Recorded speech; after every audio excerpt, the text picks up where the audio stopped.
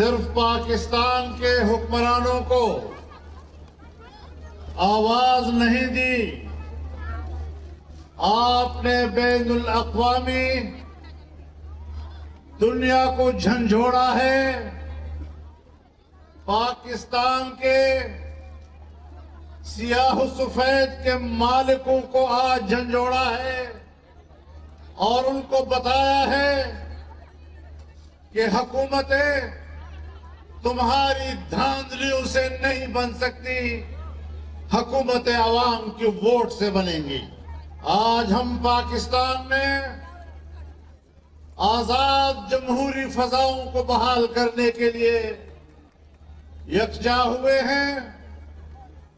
ये तहरीक है, ये तहरीक अपनी मंजिल को पहुंचेगी।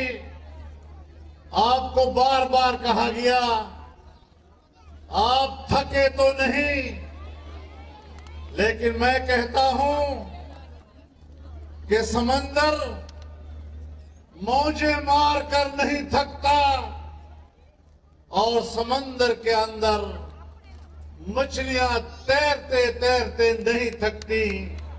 पाकिस्तान की सियासी तहरीक में हमारा कारकुन भी उस वक्त तक काम करता रहेगा, उस वक्त तक मचलता रहेगा, उस वक्त तक तैरता रहेगा जब तक इस जालिमाना समंदर, हुक्मरानों के समंदर में मौजें मारने की ताकत है।